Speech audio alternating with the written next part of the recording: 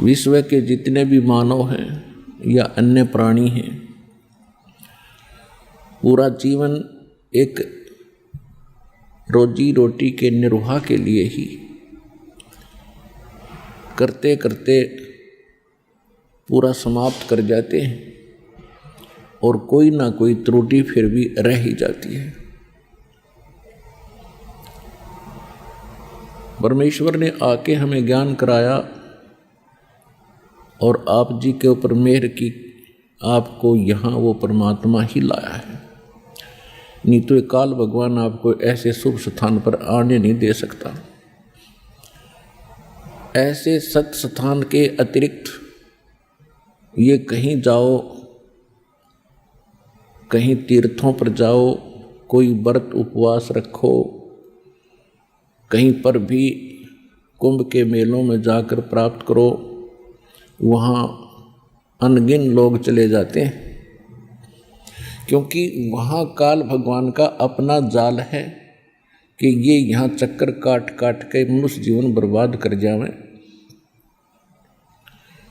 और फिर 84 लाख योनियों के इस लंबे फेर में चक्कर के अंदर ये डाल देता है, फिर निश्चिंत हो जाता है। और परमात्मा आते हैं, हमें ये ज्ञान कराते हैं कि आप जहाँ रह रहे हो ये काल का लोक है, ये स्थान रहने का नहीं है, ये स्थान ठीक नहीं है। परमात्मा के विधान में लिखा है कि वो परमात्मा प्रत्येक युग में आते हैं और वो 3 प्रकार से सभी असंख्य ब्रह्मांडों की वो केयर टेक करते हैं, सभी को संभालते हैं, सबका धारण पोषण करते हैं। तो वो 3 स्थिति से करते हैं। एक स्थिति परमात्मा की है कि वो सतलोक के अंदर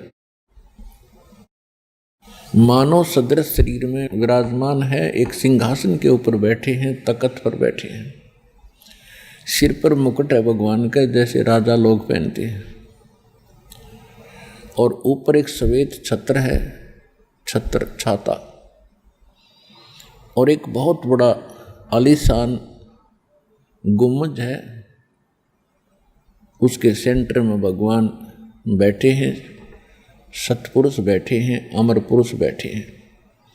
उनके एक रोमकूप में यानी एक रोम में समझो बाल में इतनी चमक है, करोड़ सूर्य मिला दे, करोड़ चंद्रमा, दोनों की मिली जुली रोशनी भी फीकी रहे तो बाकी बॉडी का कितना प्रकाश होगा ये अंडरस्टूड है। उसके पश्चात परमात्मा दूसरी स्थिति में प्रत्येक युग में एक लीला करने आते हैं और किसी सरोवर के अंदर जहाँ कमल के फूल खिले होते हैं उस पर आकर के नवजात शिशु का रूप धारण करके सतलोक से चलकर आते हैं अपने निज स्थान से, और वहाँ एक शिशु रूप धारण करके कमल के फूल पर विराजमान होते हैं। वहाँ से कोई निसंतान दंपत्ति उनको ले जाते हैं और वहाँ उनकी परवरिश की लीला कुंवारी गायों से होती है। ये परमात्मा ने लीला की है और वेद उसका साक्षी है, वेद उसके विटनेस हैं कि परमात्मा नवजात शिशु रूप धारण करके जब आते हैं वो ऐसी ही लीला करते हैं। तो कबीर परमात्मा ये जो बनारस में काशी में धानक रूप में रहा करते थे, जुलाहे रूप में, ये अमर पुरुष हैं, ये सत्य पुरुष हैं, असंख्य ब्रह्मांड के ये रचनहार हैं, सृजनहार हैं, और हम सभी आत्माओं के भी ये उत्पत्ति करता है, ये सर्व उत्पादक प्रभु हैं। तो ये दूसरी प्रकार की लीला प्रत्येक युग में करते हैं और प्रत्येक युग में इनके भिन्न भिन्न यहाँ नाम होते हैं।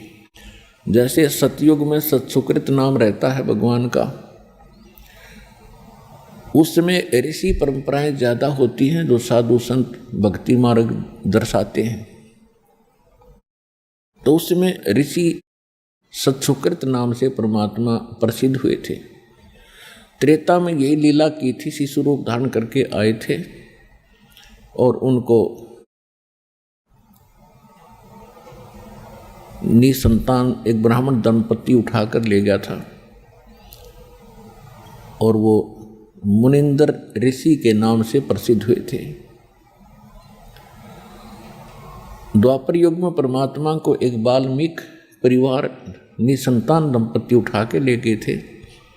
द्वापर में करुणा में नाम था और वाल्मीकि नाम से प्रसिद्ध हुए थे। वो वाल्मीकि नहीं थे जो सतयुग में हुए हैं, वो अन्य थे। उसके बाद तो वाल्मीकि एक जाति परंपरा पड़ी थी और इस कलयुग के अंदर परमात्मा अपने वास्तविक नाम से आते हैं, कबीर नाम से, कबीर देव नाम से, कबीर साहब नाम से। तो परमात्मा स्वयं भी बताते हैं, सतयुग में सत सुकृत कह टेरा, त्रेता नाम मुनिंदर मेरा, द्वापर में करुणा में कहाया, कलियुग नाम कबीर धराया।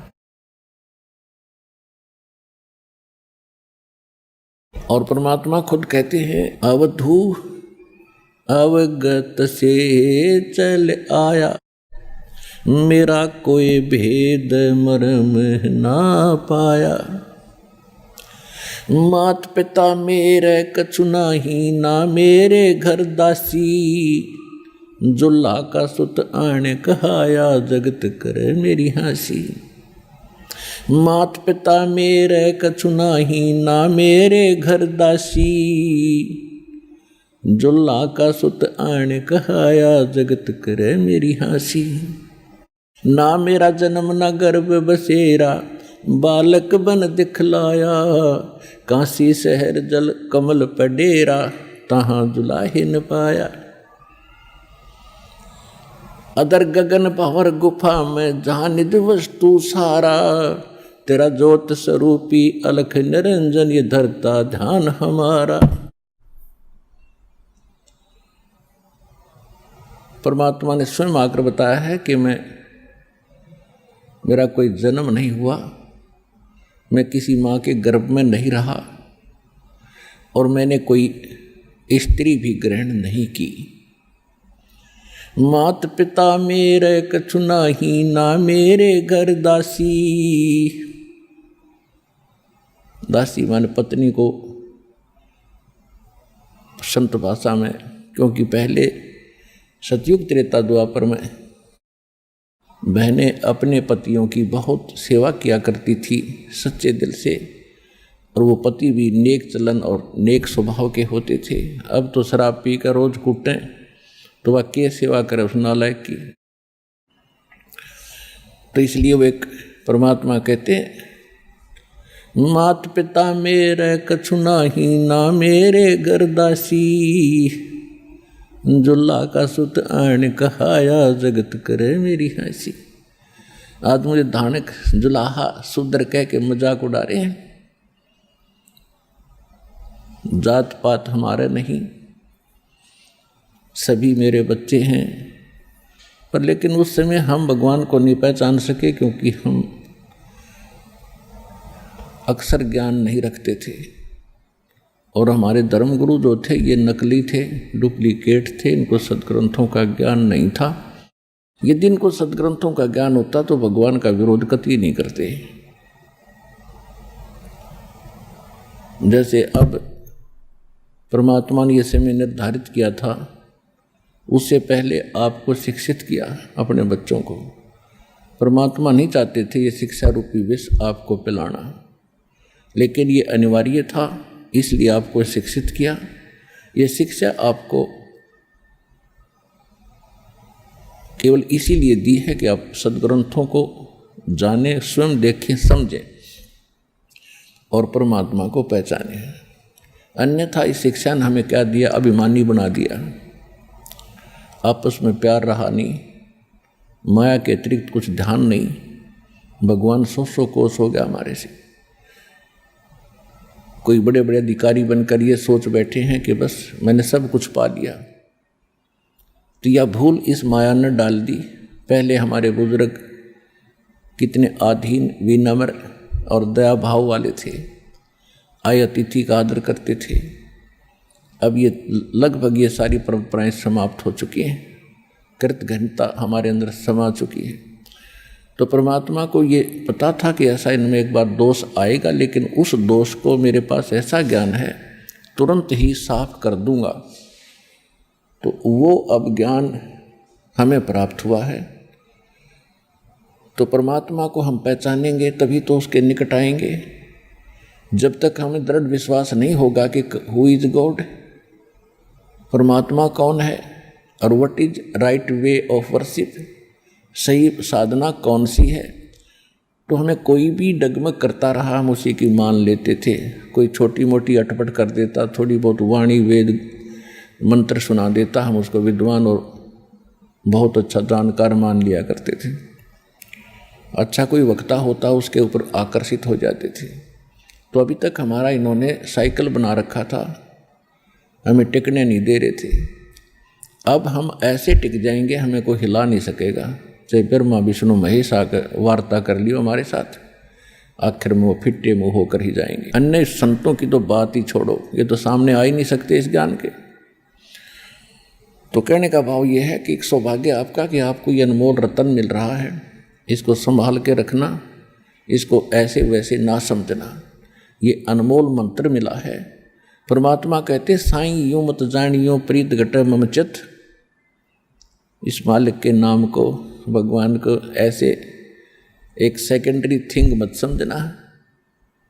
साईं यूं मत जानियो प्रीत घट मम चित, मरूं तो तुम सुमृत मरूं और जीवत समरुन्नत, ऐसा भाव बनाओ भगवान। तो वो परमात्मा आकर हमें ज्ञान सुनाते थे। सन 1398 में संवत 1455 ज्येष्ठ मास की पूर्णमासी, ज्येष्ठ सुदी पूर्णमासी यानी जेठ उतरते की पूर्णमासी को सुबह सुबह परमात्मा सतलोक से चलकर आए, एक शिशु रूप धारण किया, कमल के फूल पर विराजमान हो गए। लहर तारा तालाब नामक एक सरोवर था बनारस काशी शहर के अंदर। वहाँ से उनको नीरू नीमा नाम के जुलाहा दंपति जो निसंतान थे वो उठा ले गए। ये नीरू नीमा उसी जन्म में ब्राह्मण थे, गौरी शंकर और सरस्वती इनका नाम था। मुसलमानों ने इनको ज़बरदस्ती मुसलमान बना दिया था। पहले ये शिव के पुजारी थे, इन्होंने फिर वो शिव की पूजा छोड़ के जो मुसलमानों की क्रियाएं थी वही प्रारंभ कर दी थी, और इसके साथ साथ उन्होंने जुलाहे का काम प्रारंभ कर दिया था। पहले जो दक्षिणा आती थी उससे अपना निर्वाह करते थे, फिर बाद में वो दक्षिणा बंद होगी, क्योंकि वो कथा किया करते थे पहले भगवान शिव की, शिव पुराण की, उससे दक्षिणा आती थी। और बाद में फिर वो मुसलमान बनने के बाद उनके सामने निर्वाह का संकट उत्पन्न हुआ, तो उन्होंने जुलाहे का काम शुरू कर दिया, जो बहुत आसानी से और कम खर्चे में प्रारंभ हो गया था। ये कार्य करते करते उनको काफ़ी समय बीत गया था, वो जुलाहा नाम से प्रसिद्ध हो गए थे। उस समय परमात्मा उनको मिले और वो उठाकर ले गए थे। जिस समय परमात्मा सतलोक से आए, शिशु रूप धारण किया, ऊपर से आ रहे थे, तो वहाँ एक अष्टानंद नाम के ऋषि उसी लहर तारा तालाब के ऊपर प्रतिदिन स्नान करने जाते थे। स्वच्छ जल था, गंगा की लहरों से उछलकर वो सरोवर का रूप धारण किया करता था। तो फिर सारा वर्ष उसके अंदर, वर्षा के दिनों में दरियाएं बहुत गहरी और ऊपर तक भर के चलती हैं, उनके ऊपर से पानी उछलकर गऊ घाटों में से वो लहर तारा तालाब का रूप धारण कर लेता था। और फिर सारा वर्ष स्वच्छ जल, क्योंकि गंगा का जल खराब नहीं होता, सारा वर्ष वो फिर शुद्ध जल उस सरोवर के अंदर एकत्रित रहता था। उसमें कमल के फूल उगे रहते थे। वहाँ पर एक बाहर बनी में जंगल सा होता था, उसके चारों तरफ वृक्ष सुंदर उगे हुए होते थे। तो वहाँ पर अष्टानंद नाम के एक ऋषि प्रतिदिन अपनी स्नान भी करते थे और सुबह सुबह वहाँ कुछ साधना भी किया करते थे। और अष्टानंद जी कौन थे? ये स्वामी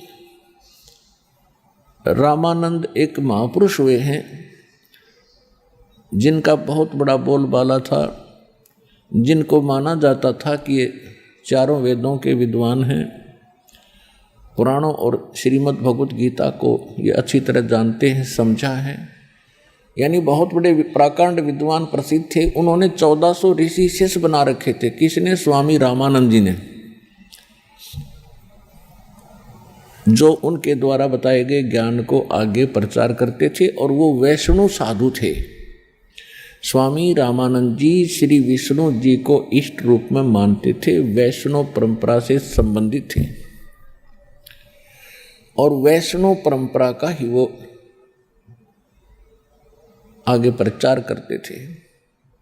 जिसको भी वो शिष्य बनाते थे एक कंठी देते थे। कंठी कैसे होती है? एक धागे के अंदर तुलसी की लकड़ी का एक मन का एक जनेऊ जैसे धागे में बांधकर गले में लटकाते थे। वो पहचान होती थी कि इसने वैष्णव परंपरा से दीक्षा प्राप्त कर रखी है।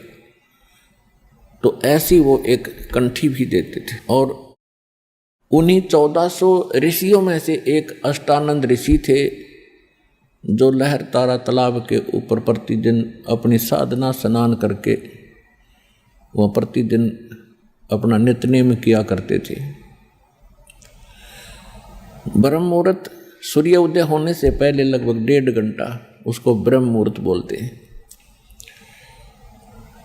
उस समय अष्टानंद जी वहाँ स्नान करके अपनी साधना करने के लिए तत्पर थे।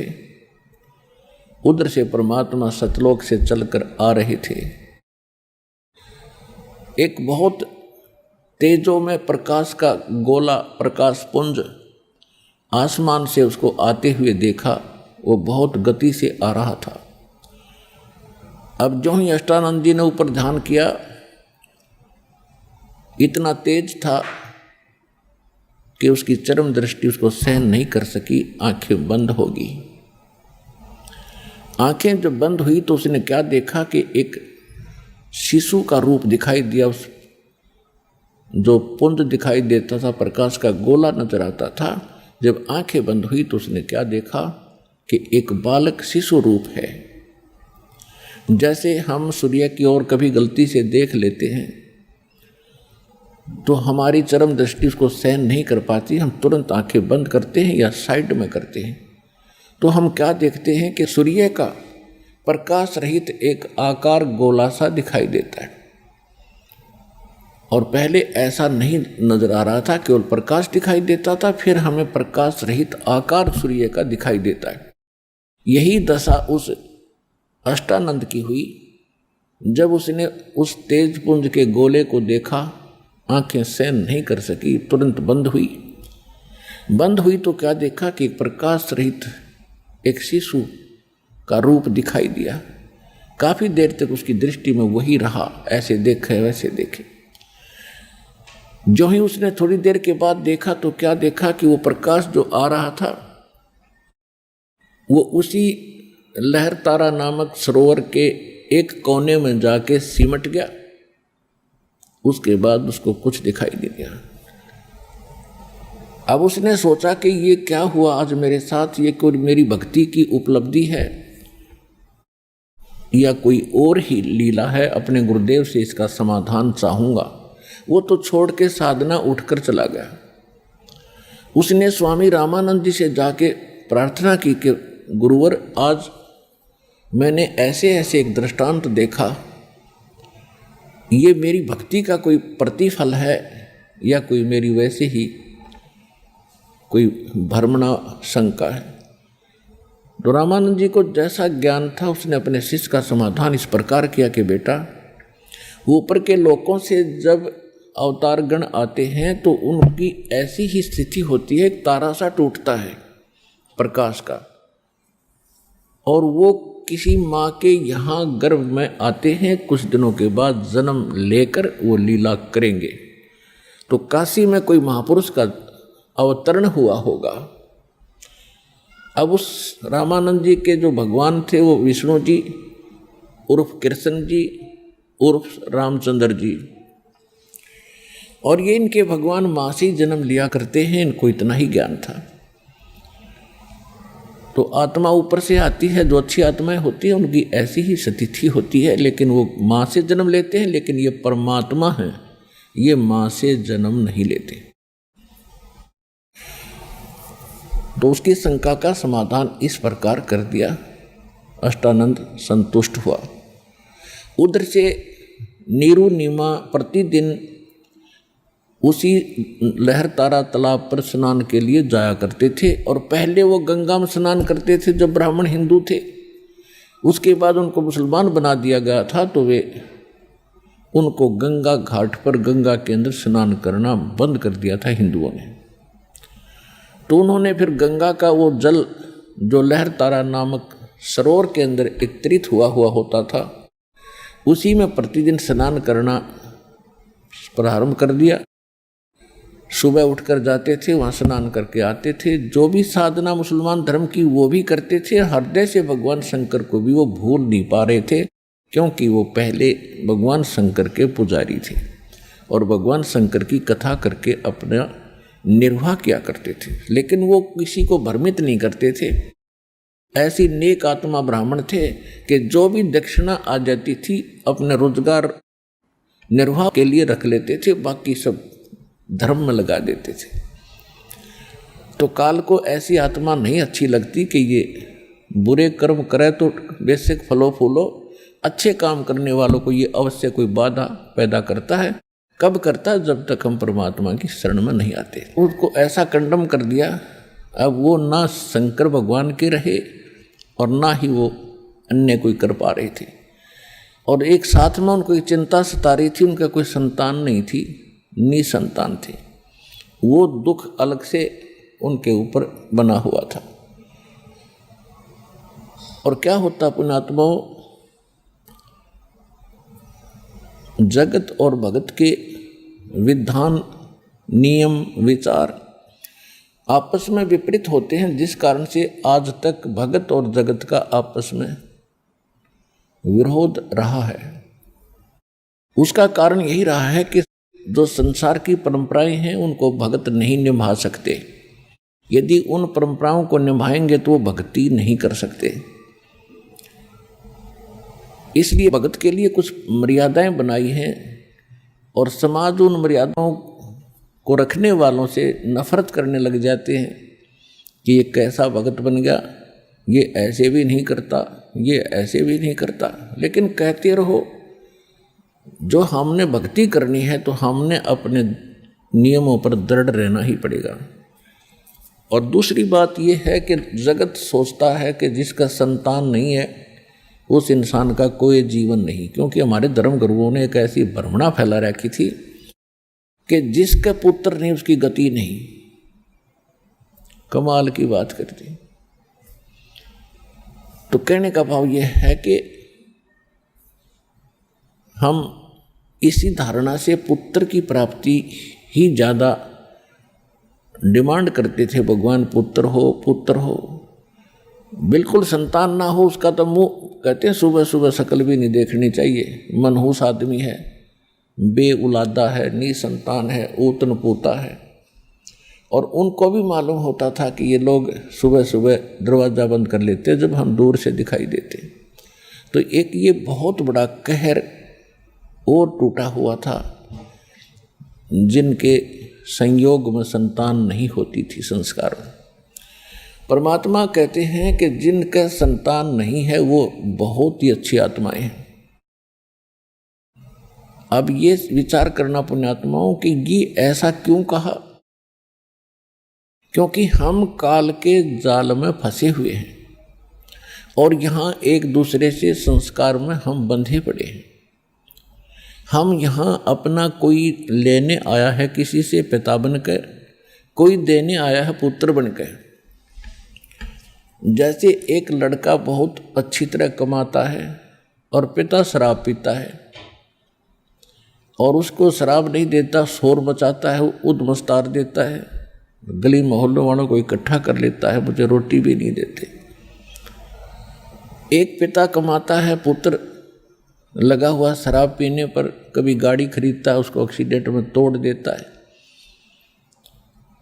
कभी कुछ खरीदता है। तो कहने का भाव यह है कि ये जो पिता निकम्मा है और पुत्र कमा कर उसको सब कुछ उपलब्ध करा रहा है, तो वो पिता का कभी किसी जन्म में उस पुत्र ने उससे कुछ गड़बड़ी कर रखी है, वो पूरा करेगा। इसी प्रकार किसी पिता ने वो पुत्र रूप में जो उसके जन्मा है, उसने किसी जन्म में उसके साथ कोई ऐसा किया है, उससे कुछ पैसे ऐंठे हैं, अब वो पूरे करके दम लेगा। एक समय सुखदेव ऋषि 12 वर्ष तक मां के गर्भ में रहे और सुखदेव ऋषि व्यास जी के पुत्र थे, वेद व्यास जी के। 12 वर्ष के बाद वो जब मां के गर्भ से बाहर आए तो बाहर आते ही वो 12 वर्ष की आयु का बच्चा बन गया। और व्यास जी को ये मालूम था कि मेरी पत्नी के गर्भ में पुत्र है, इतना इनको आभास हो जाता था।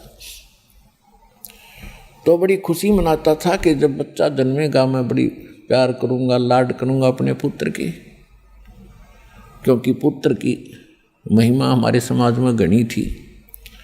और सुखदेव ऋषि को माँ के गर्भ में ये ज्ञान था कि बाहर जाते ही हमारी अकल पर पर्दा गिर जाता है, हम भक्ति छोड़कर बकवादों में लग जाते हैं। माँ के गर्भ में प्रत्येक प्राणी को याद रहता है कि पिछले जन्म में मैंने कितनी गलतियाँ की, मुझे कितने मानुष जन्म मिले, मैंने कैसे बर्बाद किए। तो माँ के जन्म में ये रह कर दुआ करता है, परमात्मा ठीक ठाक मेरा मानव शरीर मुझे बाहर निकल जाए इस नरक से, माँ के गर्भ से, तो मैं सदा आपको याद करूँगा, कोई बकवाद नहीं करूँगा। अब मुझे याद है मैंने पिछले जन्म कैसे बर्बाद किए, मनुष्य के अनमोल जन्म खोए। तो माँ के गर्भ में प्रत्येक को ऐसी याद रहता है। बाहर आते ही हमारे ऊपर त्रिगुणमयी माया का, रजगुण ब्रह्मा, सतगुण विष्णु, तम गुण शिव जी, क्या जो प्रभाव है एकदम अचेत कर देता है, सब भुला देता है, ये काल का जाल है। तो उस ये त्रिगुणमयी माया हमारी बुद्धि पर पत्थर डाल देती है। उस पत्थर को हटाने के लिए साधु संत रूप में परमात्मा आते हैं। तो सुखदेव ऋषि ने 12 वर्ष तक बाहर इसलिए नहीं आया कि बाहर आते पर्दा गिर जाता बुद्धि पर, और ये ब्रह्मा विष्णु महेश के जो तीनों गुण हैं ये हमें मूर्छित कर देते हैं। जब 12 वर्ष तक माँ के गर्भ में रहा तो ब्रह्मा विष्णु महेश को चिंता हुई कि ये तो हमारी परंपरा खराब कर देगा। माताएं 9 महीने में कितनी दुखी हो जाती हैं बच्चों को पेट में रखने में, और 12 वर्ष तक रखा करेंगी तो हाहाकार मच जाएगी। इस दिन तीनों देवताओं ने आके सुखदेव ऋषि से कहा कि भाई बाहर आओ ऋषि जी, ऐसा ना करो, ये 12-12 वर्ष तक गर्भ में रहेंगे बच्चे तो कितना कष्ट होगा। तो सुखदेव जी ने कहा कि आपके अंदर से जो रेज निकल रही है, किरणें निकलती हैं गुणों की, ये बाहर आते मूर्छित कर देती, ये मुझे ज्ञान हो गया है। आप जब तक मैं बाहर आऊं तब तक अपनी इस माया को रोको, अपने अपने गुण को रोको। तो उन्होंने कहा देखो इनको हम ज़्यादा नहीं रोक सकते, ये तो ब्लड प्रेशर की तरह है, ज़्यादा रोक दिया तो मर जाएंगे, हमारी बस की बात नहीं है, लेकिन हम इतनी देर रोक सकते हैं बस। फिर उसने कहा तुम इतनी देर रोक दो। तो जैसा भी उन्होंने थोड़ा बहुत कंट्रोल किया, इतने वो बाहर आ गया। ब्रह्मा विष्णु महेश चले गए, सूक्ष्म रूप में वो दिखाई दे रहे थे उसको। अब कहने का भाव ये है कि उसको चेतनता रही और पिछली भी याद रही और भविष्य भी उसको ध्यान में रहा कि मैं मनुष्य जीवन क्यों मिला है, क्या करना चाहिए। जब वो उठकर चलने लगा, मां के गर्भ से बाहर आते ही 12 वर्ष की उम्र का बच्चा गर्भ से बाहर आया, तब छोटा रूप था, बाहर आते एकदम ओरिजिनल उसका जितना रूप था 12 वर्ष का बन गया। और अपनी ओरनाल जो नाभि से जुड़ा हुआ होता है जेर सी, उसने कंधे पर रख के अरे चल पड़ा, अक्की तागे काटूंगा इसने। तो व्यास जी ने कहा बेटा, अरे बेटा सुखदेव, गर्भ में नाम रख दिया था उसका सुखदेव। क्योंकि माँ कह रही थी 12 वर्ष हो गए बच्चे को मेरी गर्भ में और मुझे कोई पीड़ा नहीं, कोई दुख नहीं, तो इसका नाम मैं सुखदेव रखूंगी। सुखदेव। दूसरा इसको सुखदेव भी कहते हैं, सुखदेव। वैसे सुखदेव तो ये तोते के अंडे में था पहले, उससे फिर पार्वती और शंकर जी का एक ज्ञान सुना था, उससे फिर ये तोते का शरीर छोड़कर व्यास की पत्नी के गर्भ में मानव शरीर प्राप्त किया। लंबी कथा कभी फिर सुनाएंगे। तो व्यास जी ने कहा कि बेटा सुखदेव, एक बार दर्शन दे मुझे, तेरे लिए मैं बहुत दिन से तड़प रहा था, पुत्र मोह में व्याकुल हूं मैं।